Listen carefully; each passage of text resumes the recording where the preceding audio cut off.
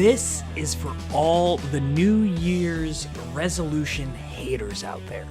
I have actually found myself in a position where I've seen a lot of people like bashing or mocking people with New Year's resolutions. And I'm not talking about memes. Memes are funny. I saw one that was pretty epic. It was like a dude that was marking his calendar and saying, I'm gonna preparing my workout for the first day of the year.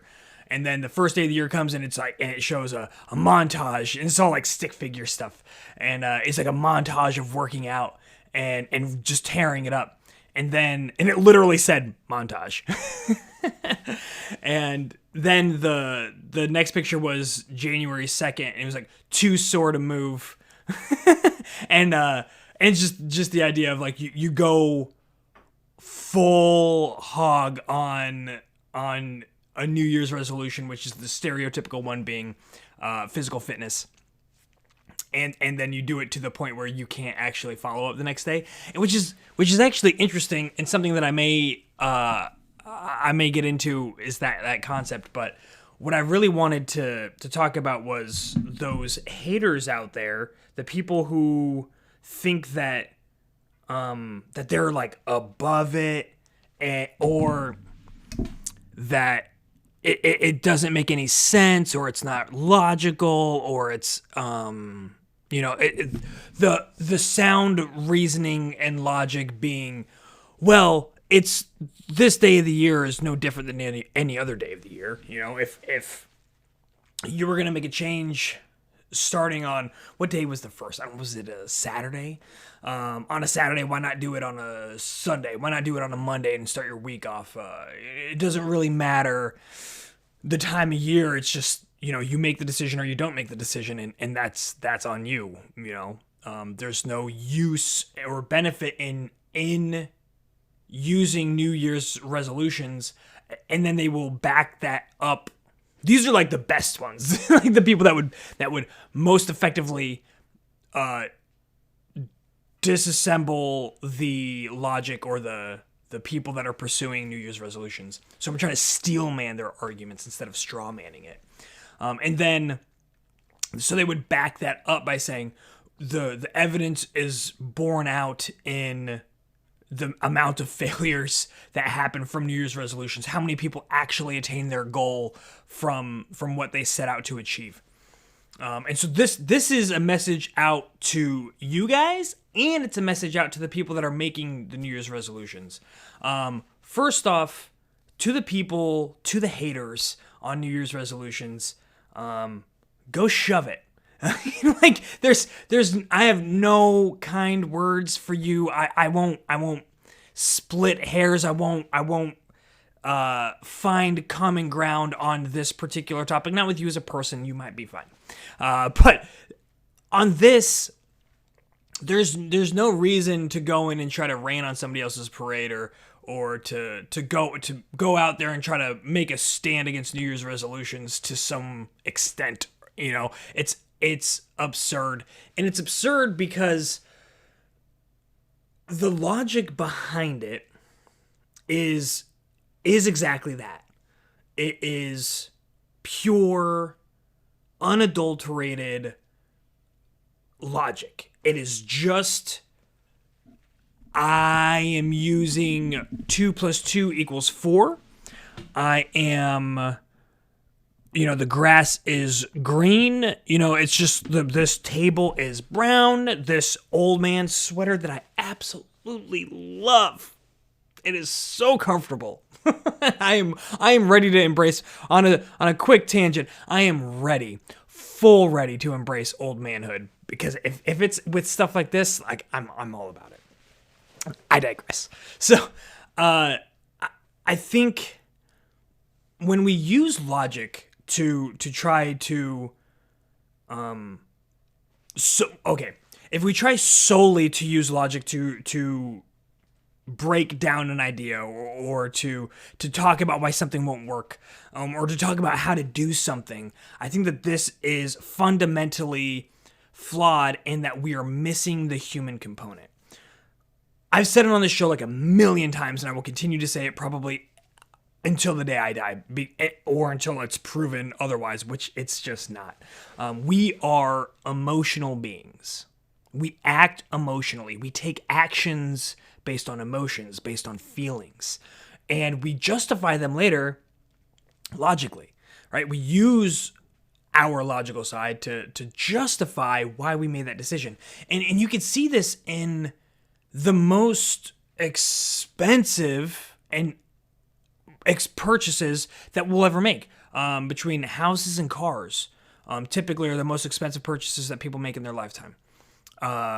Those are typically made on a fairly emotional kind of frame of mind. So if you think about when you walk into a house, if you've ever gone house hunting, if you've ever gone out to purchase a house, I remember as a kid, I don't know if we just did it for fun. I don't know if my parents like really thought were really considering buying a house, but I was going to say I was born in this house, but I was born while my parents lived in this house in South Omaha, Nebraska.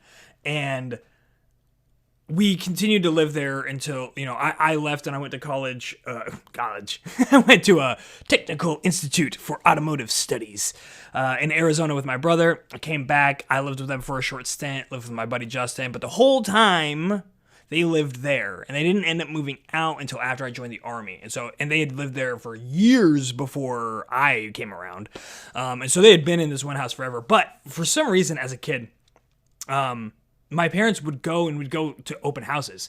And so we like, not on like the super regular, but enough where like this is a very firm memory.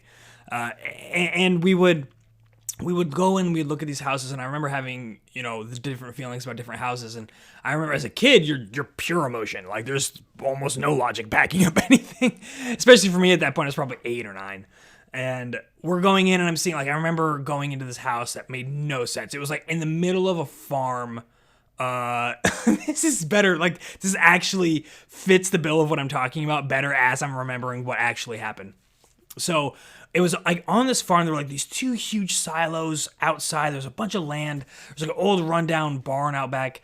The house was small, and I was the youngest of 4. So my parents, we had like 2 dogs, probably 4 cats. Probably a couple birds. Like, we were ridiculous. And my 3 other siblings. And we went there. I remember there was like a loft above. Like, you walk in and there was kind of an open loft with like a ladder that went up to it, inside of the house, and it was like gorgeous. And I was like, oh my gosh, that would be so cool to live in a house that has that. Like, we'd be able to like talk to each other like from floor to floor, and it'd be so much fun going up and down the ladder and yada yada yada. And there's so much room to go play outside. I remember like pleading with my parents, please, can we live here? Please, when we move. They're like, no, what are we gonna do with all this land? And like, the house isn't nearly big enough for us. And we got these giant like grain silos outside that who knows what the condition are, and we don't even know what the condition should be. This rundown barn, I was like, we can fix it, we can work, we'll paint it up, and blah blah blah. Like, I remember I was pleading, I was using all of the logic. I was like, no, listen, I can sleep over here, like trying to insert logic into this highly emotional thing because of one thing, because of a loft. How many? Okay, let's do like this. I was gonna ask how many people can recognize that they've done that in their own house buying, house hunting, even apartment hunting or renting situation. How many people can acknowledge that they do that? I wonder. Do you? Can you reflect if you've been in that situation? Can you reflect back on that? Because I can. And this is how I know it's true.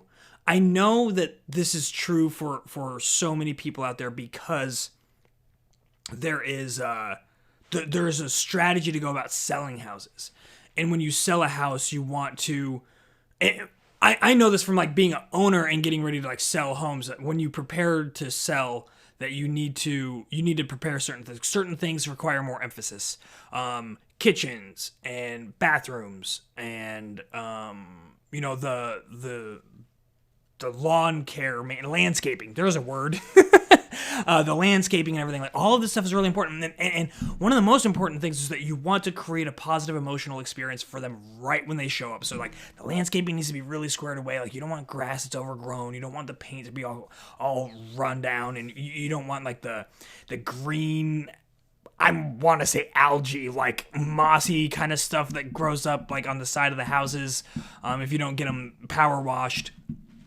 You don't want any of that, because in the windows, like you don't want that condensation for when the seals break in the windows, and you don't want that because then people are walking up and they're already getting that negative emotion. They're like, oh, this is not perfect. This is a fixer-upper. And, some people are looking for that, but really, for anybody that's looking for a house and they're not looking for a project, these are the things that you need to focus on. And as soon as they walk in, we're like gadget-led people, right? We want to know where the things are and how they work and how nice are they and how pretty is it. And the only place in a house where really those things are, unless you have like a theater or something, is the bathroom and the kitchen.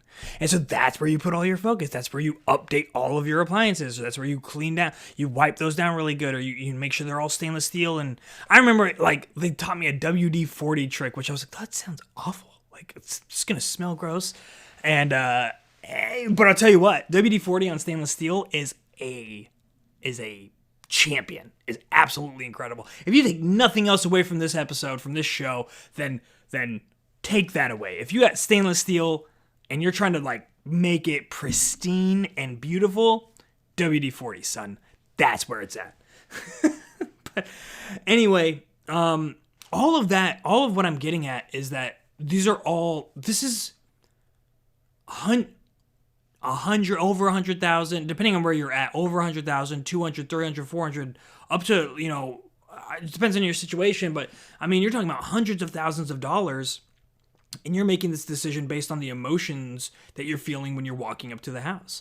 And they know it, and that's why they structure it this way. They even talk about the mental games they play when they talk about, they'll have crap houses that they show as their lead up. So if you have a real estate agent and the first house that you go to is like nowhere close to what you wanted and it's real run down, that's not an accident. Like they're working the psychology, they're working your emotions against you. Like, oh God, like they're creating the framework in a way where it's like, this is what we've got on the market. I'm like, you know what? But I got this other thing that I think that you guys will really like. And then you go over there and now they're shattering the frame. They're recreating this around a home that is much closer, but maybe still not what you wanted. Definitely something that if you would have saw it first, you would have said, no, that's not really what we're looking for. Like, it's okay. But after you see that crap one and then you see that one, it's like the light switch gets turned on. And you're like, oh, this is... Okay, well, I don't want to live in something like that, and I don't want to run the risk of potentially living in something like that. And maybe if I don't buy this right now, it's not going to be here. And then they'll play that scarcity game with you too. They'll say, oh, well, we've had 3 people, come in this weekend to look at it, and somebody's coming back this afternoon for a second look. Okay, like that's all game. And sometimes, I mean, it can be real. And it just whatever. I'm not going to tell you how to buy a house. But the key component here is that we are making those decisions emotionally. And then we'll go back and we'll justify it logically. And so we'll say, oh, well, I had a really good deal. Like, I wouldn't have bought a house, but the interest rates were just so good. And, and the neighborhood's great. And you know what? Then, and the school districting is fantastic for the kid. And like, you take all of these different facts and you then curate them in such a way that justifies your emotional setting, your emotional decision that you've already made. So what does any of that have to do with New Year's resolutions? So you're trying, for the haters out there, you're trying to break down a New Year's resolution to say it's not worth doing and whatever. Like, I'm above it. I don't do that because I just live my life to the best all the time. I'm sure you do. But you try to use logic to break this stuff down, but the thing is, you don't need logic to win. As a matter of fact, if you use logic to win, pure logic, without the subset or without the structure of an emotional being as your premise, you're going to fail. I think Dave Ramsey, I don't know if you guys are familiar with him, but he runs a financial, almost like a financial literacy course. It's all about debt elimination, and it's really good. I went through it, and it's good stuff. And the key component that I took away from it was, and this was years ago, but the one thing that really stuck with me, like all of the steps are there, and they're pretty straightforward and pretty obvious, but the thing that really made the most sense to me was in the debt elimination. And it was almost all people that are going to give you advice when it comes to eliminating debt are going to say, you need to start with the loan that you have that has the highest interest rate. When in reality, using pure logic, without the substrate of an emotional being at hand, you could tell the person, if you pay your loans off in this order from highest interest rate to lowest interest rate, by the time you're done paying them off, you will save $10,500 or whatever. You get it. Like, you're going to save this much more money by attacking your loans, by eliminating them this way, because you're paying so much more on your principal on this loan, on top of your principal for the percentage, for the interest on those high interest loans, that you're if you get those knocked out first, then you're not paying that significant margin anymore. You know, you're getting rid of that aggressive 23% sucker in there that nobody wants. The problem is, if you're sitting with 3 loans, and one of them is $10,000 and one of them's $3,000 and one of them's $750, and you sit down and you look at all 3 and you're like, okay, well, I want to eliminate the debt, and it makes sense. It's pure, like, by the logic, I should go by the interest rate. So I'm gonna eliminate the $10,000 loan because that's got a 15% interest rate, and the $750 one, that's not a big deal. It's only like, they charge me like, $15 a month, and the interest rate is 7%. And then the other one, what was it, 5,000, 3,000, whatever. That one is even lower. It's at like 2.5%, whatever, and like you would ever get that interest rate for anything.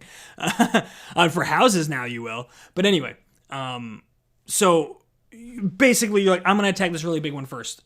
And because logically and mathematically, it makes sense to attack that one first. And you want to save yourself money. And so you try to use that emotional concept, the emotional pull. You're trying to use an emotional substrate of justifying you're doing it backwards. You're using logic, and then you're trying to motivate or incentivize it emotionally, and that's why this doesn't work. And if it was a math problem, this is what Dave Ramsey says, I think, something to this effect. If it was just a math problem that to be solved, then no one would be in debt. It's not a math problem. It's a you problem. Like, you have to fix you. Otherwise, it's not going to get fixed. And what he means is like your behavior and what you choose to do. And you're the type of person that got into debt, so you need to change the way that you operate so that way you can actually get out of it. If you keep doing what you've always done, you keep getting what you always got, kind of a thing. So if you focus on that large amount of debt, it's going to take you a lot of time sitting there and plugging away at this one debt month after month after month, or bi-weekly after bi-weekly, however you get paid. You keep plugging away and plugging away and plugging away at this debt. And it's so big that it's going to take you some time to actually work it down. And as you're working it down, you're not getting like this new balance sheet that's coming in like gold-plated letters that's like, you have eliminated this percentage of your debt, and there is this much left. Congratulations, you're doing a great job. Even if they did that, it still wouldn't work. You're not accomplishing, you're not knocking it out, right? And so what you can do if you've set yourself up in a position where you have multiple debts in front of you, go what Dave Ramsey says, and what I fully second, is go by the debt amount, not by forget about the interest rate. Throw the interest rate out the window. It's not relevant for this. Go by the smallest, order your debts smallest to largest, and start eliminating your debts by the smallest, and try to eliminate that first one, depending on the size, in that first paycheck. You want to get to a place where you create those victories, because the victories are what spur the action, what spur the motivation. Like, oh my gosh, like, that's gone.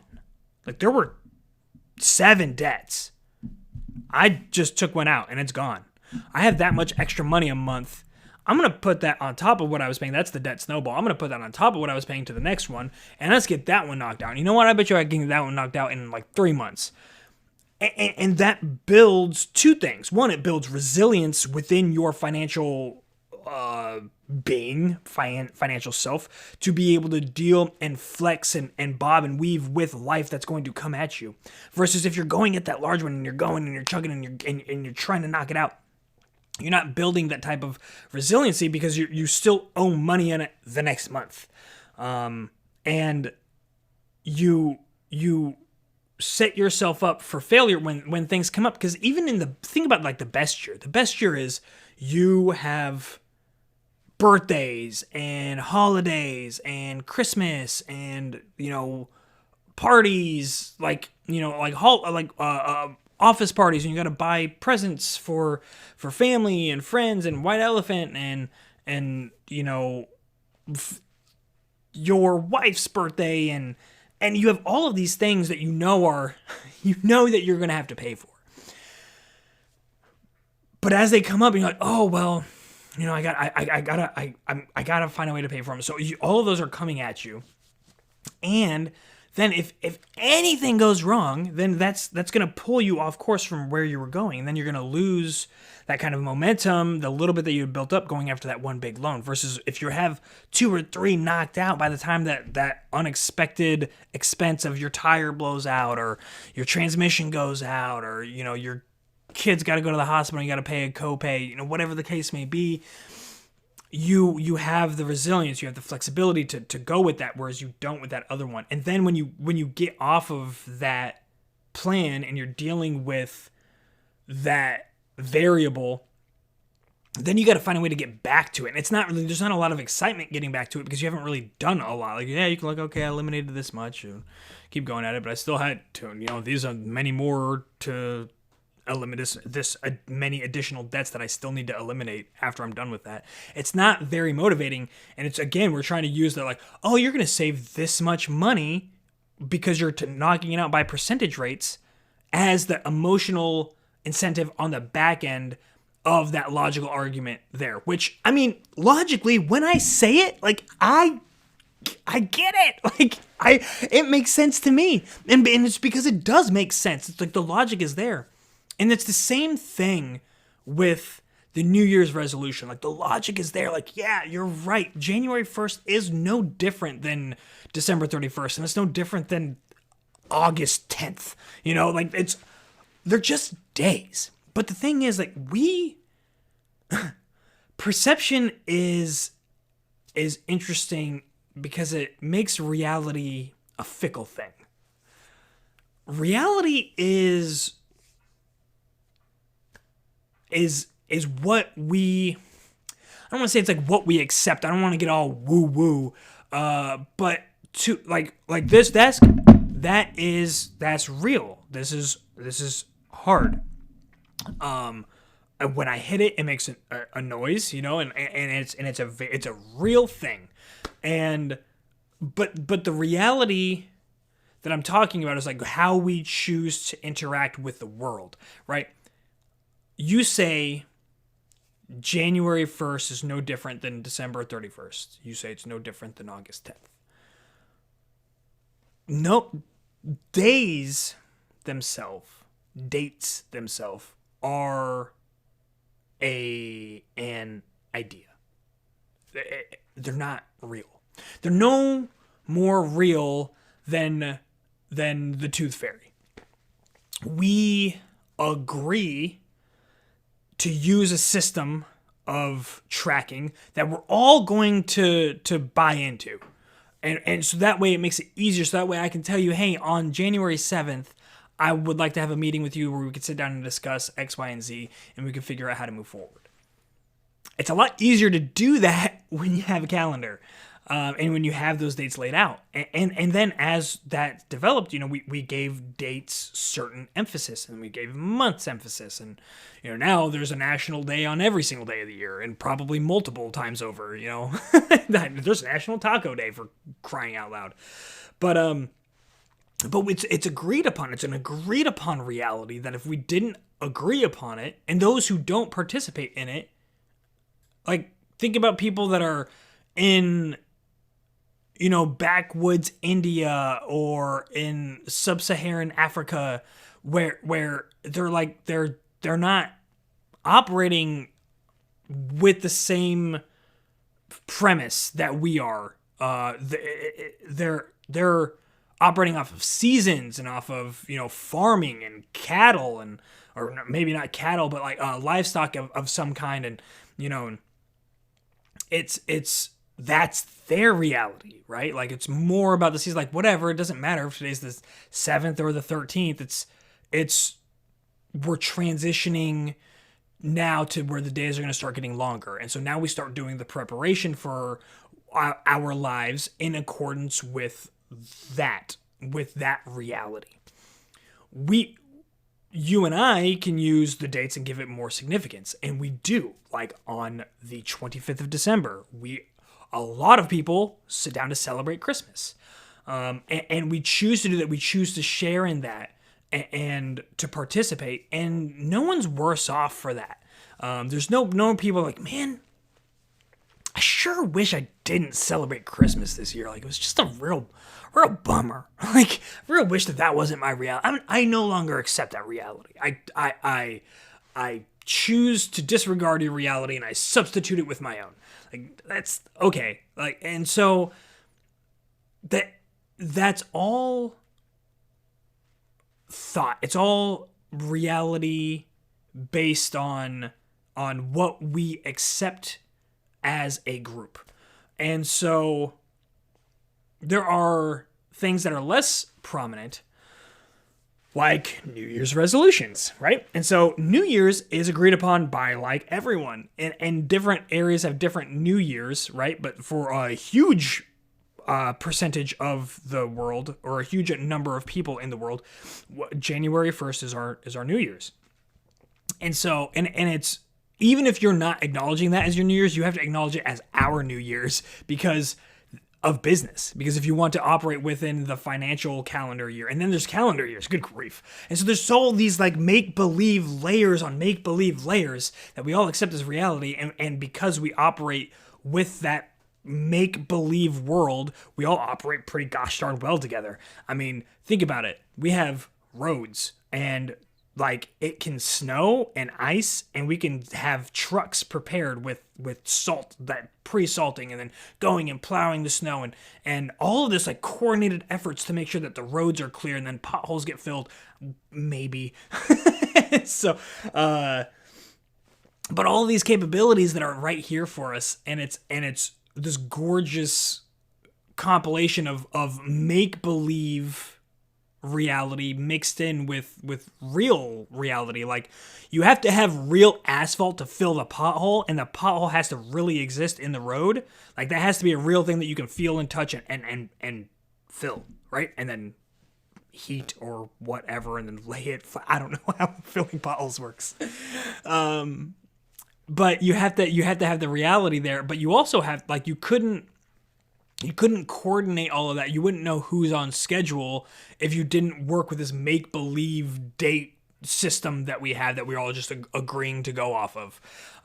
Why not have 1 month with 365 days, whatever, I don't know. Like, I'm just saying that, like, we agree on the system that we've made up that works for us. And so all of that, going back to the New Year's resolutions, like, if you're going to pursue a new goal and a new vein in life, or try to pick up an old one, I think that it's really beneficial to actually use your make believe reality, and to you, and if it's not even necessarily that it's useful, like it can be, but it's more that if you do find it useful, then use it. And if you don't, then shut up and get out of the way. That's like all of this led up to that point for me to just say that to you, you hater. So back up off people in their resolutions, back up off people that want to be better and that want to have fun and want to improve, and they want to use this time of the year to reinvigorate those passions. Like, if you want to come in and rain on that parade, don't come here and don't come to any of my people, because we're not interested in having you around. Now, for those that are still here and that want to use this time and are excited about 2021 because there are so many opportunities, and you're just pumped up to rid yourself of the crap that was 2020, then let's embrace it. Let's really go after it. And a big part of doing that is changing the way that you kind of think about things, and it's trying to set yourself up for success. And one of the things that I really want to encourage people to do is to start understanding that the same way that the real estate agent set up your frame of that crappy house and took you in and showed you all the rundown windows and the filthy carpet that's pulled up in all the corners and 3 different coats of painting that you can all see just thrown on top of each other with cracked windows and no curtains and rusty sinks, whatever, all the whole 9. That is your premise coming into this year, right? That's the frame, right? But that's what the real estate agent showed you. That's the reality that you have to operate with. So that's where your headspace is. And so in 2021, you can't leave it to the real estate agent to show you the nice new house.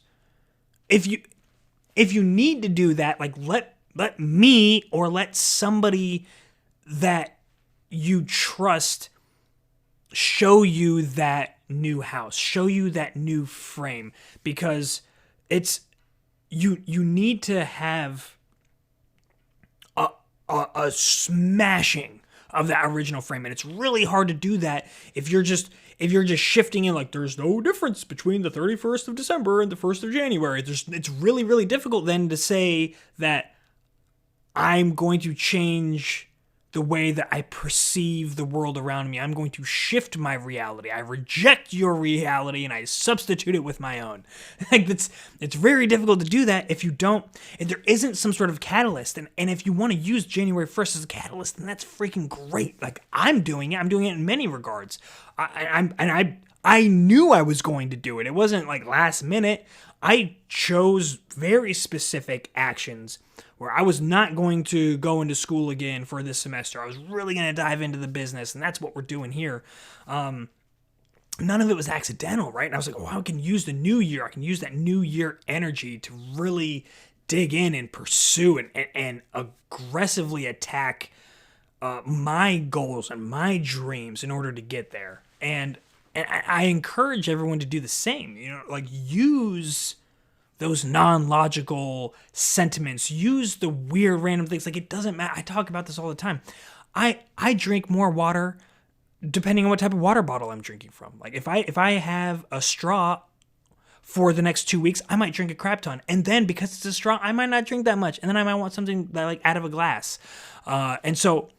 And then I might drink a ton out of it that way. And then it has to shift again. And that's there's no logic there. It doesn't make any sense. It's just there's change and it's acknowledging when something isn't working anymore and then identifying how you can substitute something else. How else can you find a delivery system to accomplish the same goal? And water, that's very straightforward. Well, I have a water bottle. I have 2 different ways to drink from this water bottle. I can unscrew the lid. That's 3, and so on and so forth. And so, but how do you apply that to what it is that you want to do? And you want to create those redundancy in effect kind of operations. And so, if you really, really want to get into archery this year, then like, what's your plan right now? Like, you need to have do you have a bow? Are you renting? Do you have a place that you can go? If that place is closed, where do you go? Is there a backup place? Like, who's in your community? Who else do you know that's bow hunting? And like, you got to build these things. You have to identify these things and put them in place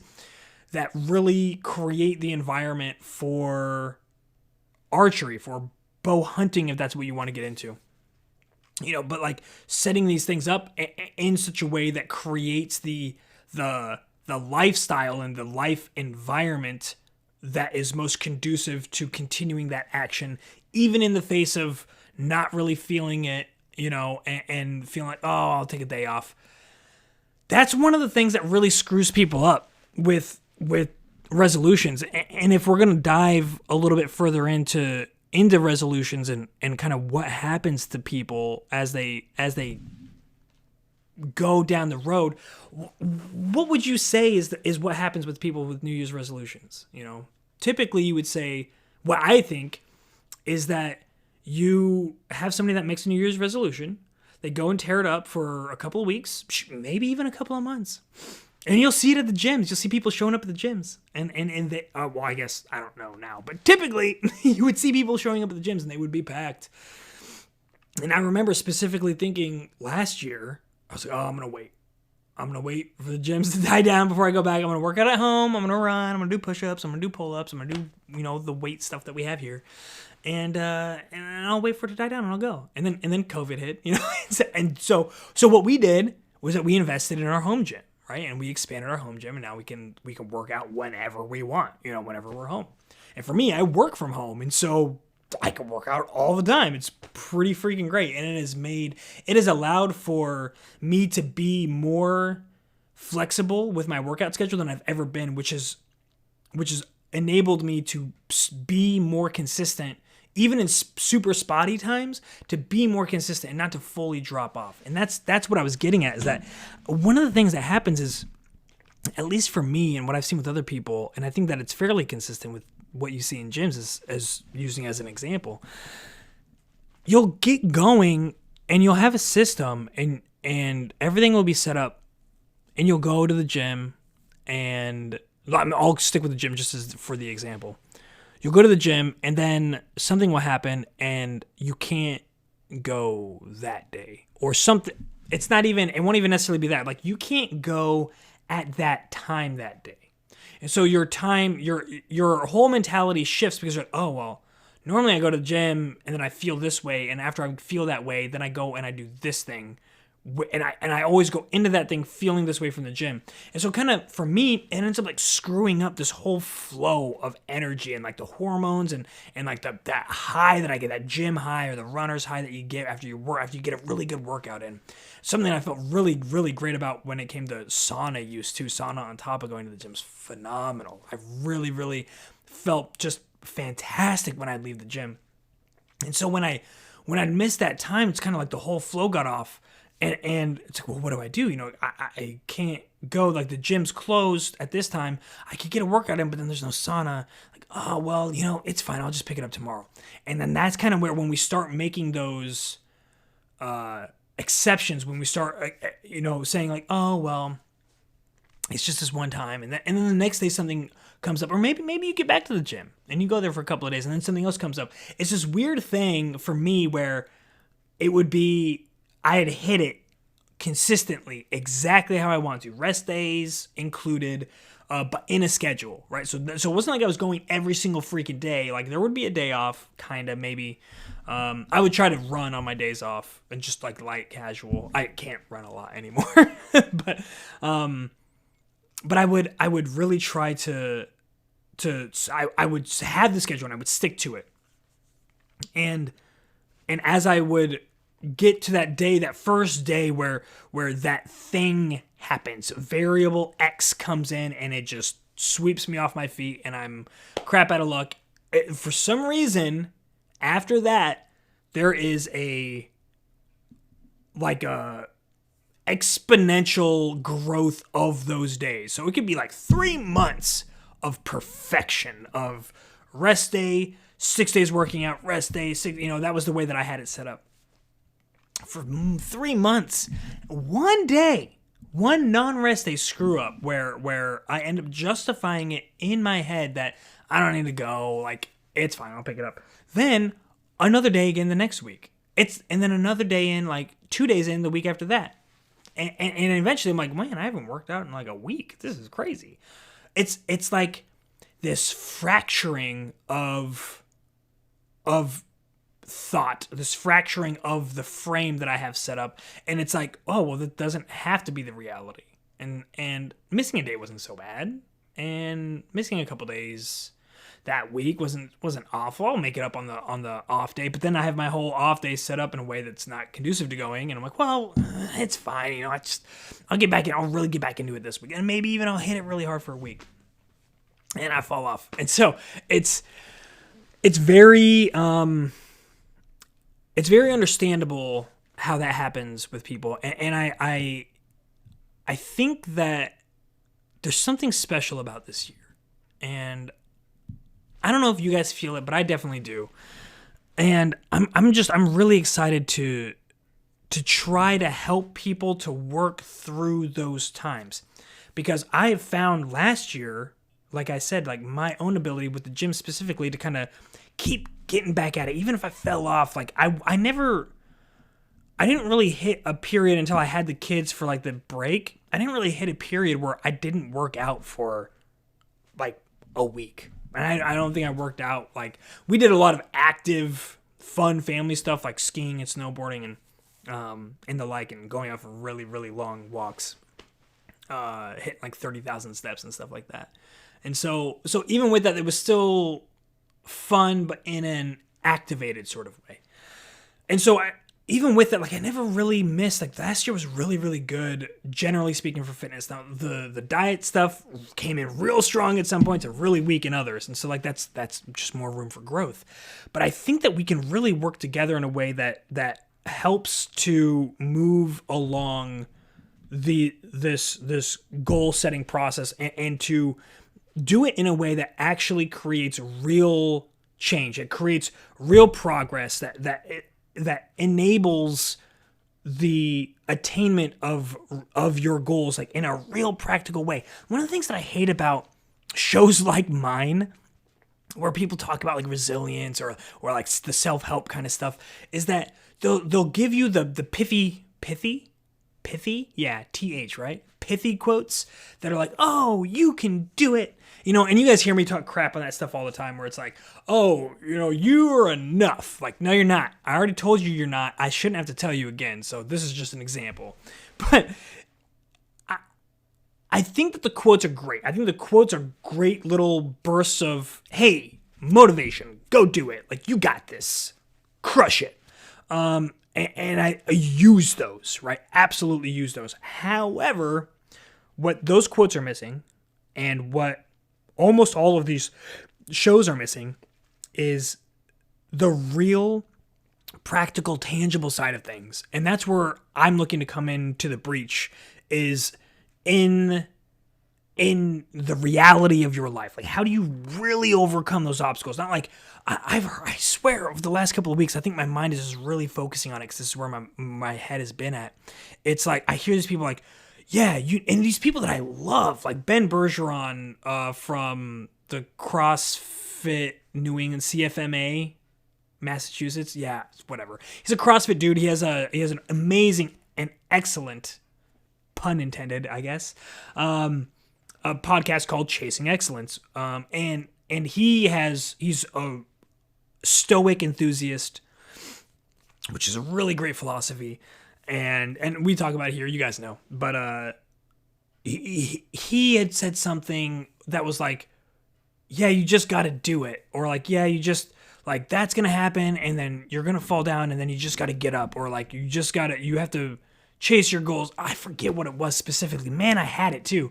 But it was like, it was that kind of thing. It was that kind of energy where it was like, yeah, you just get up and you just, oh no, here's what it was. It was, yeah, you're down in the dirt and you're beating yourself up, and like you just got to go back and look at, you know, your sphere of influence and your sphere of control, and there's things that you can control and there's things that you can't control. And this is all getting back to the Stoic philosophy, which I love, but again, it doesn't encapsulate the human effect enough, the emotional impact, the emotional reality enough. It's saying you need to not be emotional about the things. You need to just let the things go that aren't there. And that's basically what he was saying. It's like, hey, listen, somebody had a question like, hey, you can't control what they're doing, so don't worry about it. Drive on. And it's like, okay, I didn't ask you the question because I didn't know that I shouldn't worry about it. I mean, shoot, maybe the guy did. But I'm assuming that y'all, my audience, are in the realm of like, I know what I should and shouldn't be doing. God, there was this amazing quote that was exactly, let me pull it up. I have it right here. I should. That is just about this exact thing. Okay, it is from, her name is Cheryl, I believe. Cheryl Strayed. Strayed. It's spelled strayed, like you stray, but with past tense. Cheryl Strayed. Ooh. Anyway, she said, and this was an excerpt that I read from James Clear's, who wrote Atomic Habits, that I read from his emailer that went out, and that had a full 2-paragraph quote from her, and so an excerpt from this source called Tiny Beautiful Things, and I took an excerpt from that excerpt. So this is the part that I really wanted to focus on. It said, don't do what you know on a gut level to be the wrong thing to do. I don't think there's a single dumbass thing I've done in my adult life that I didn't know was a dumbass thing to do while I was doing it.